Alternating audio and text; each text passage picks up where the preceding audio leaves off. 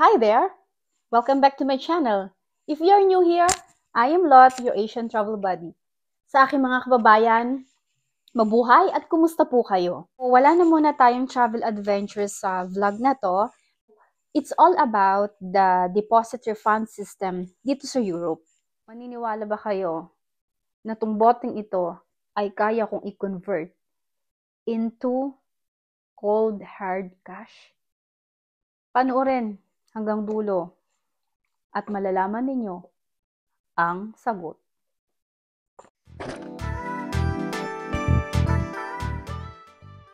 So ano ba ang Deposit Refund System o DRS?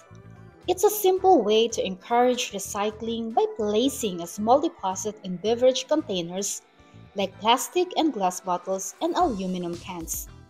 When you buy a drink, you'll usually pay an extra fee anywhere from 25 cents to €1, depending on the size of the container. You can take this empty container to a reverse vending machine or designated collecting point, and your deposit will be refunded. It's like a financial incentive to keep the environment clean. So, where is it? Here? Pero hindi lahat ng bansa dito sa Europe ay may DRS. As part of my travel adventure, I'm going to reveal my fun experience in Spain. Nung nagpunta ako ng Spain tuwing bibili ako ng soft drink or ng mineral water, hindi ko tinatapon yung mga empty bottles. I simply collected it at inuwi ko pa nga sa hotel because I was expecting na meron siyang refund. Unfortunately, on my third day in Barcelona, nalaman ko na wala pala silang DRS sa Spain. Nalaman ko lang yan sa mga BCN vloggers na na-meet ko.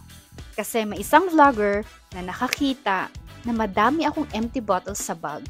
So ang sabi niya sa akin, bakit hindi mo pa itapon yung mga empty bottles na yan sa basurahan? So nag-explain naman ako kung bakit ko siya iniipon. Tapos yun na nga, nalaman ko na wala palang refund doon. Wala silang DRS sa Spain. Nung nagpunta ako ng France, ganun din. Sa Paris, wala rin silang DRS doon. At sa Italy din, wala rin silang DRS. So, ito yung tatlong bansa na napuntahan ko na walang DRS. Spain, France, at saka Italy. Ayan! Guys, may pera daw sa mga bote. Asan yung mga bote natin? Ganito sa Germany, guys, oh. Yung mga bote-bote na yan. Ipunin, tapos pera yan, pera. Tara guys, samahan nyo kami.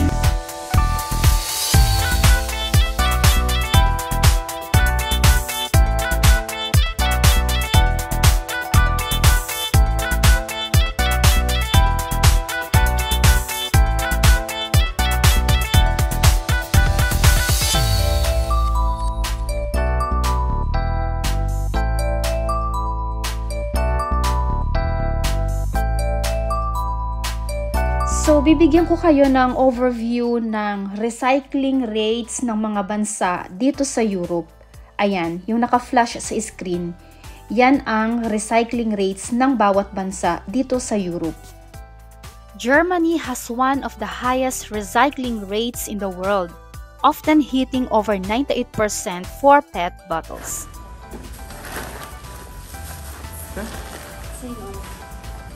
Was na? Tschüss, ich habe 10 Euro. Sehr gut, auch das nächste Mal bitte. So, yung second batch na mga empty bottles na dinala natin sa vending machine sa Aldi, ang nakuha nating refund doon ay €5.75. Etong perang ito na makukuha natin sa Aldi, dito sa supermarket, ay ibibili natin ng dinner.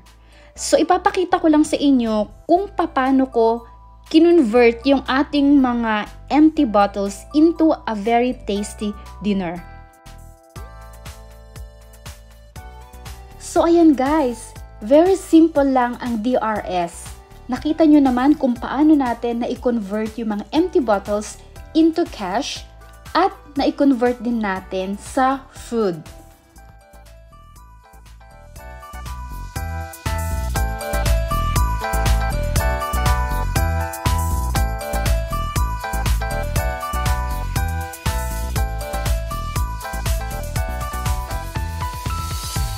So there you have it. The deposit refund system in Germany not only makes financial sense for consumers, but also plays a crucial role in protecting our environment. If every country implemented a similar system, who knows how much we could achieve together. If you found this topic interesting, don't forget to like, subscribe, and hit that notification bell. Let's continue the conversation in the comments below. Until next time, stay green and keep that bottle count high. Paalam, magkita-kita tayo sa susunod kong vlog. Keep safe everyone!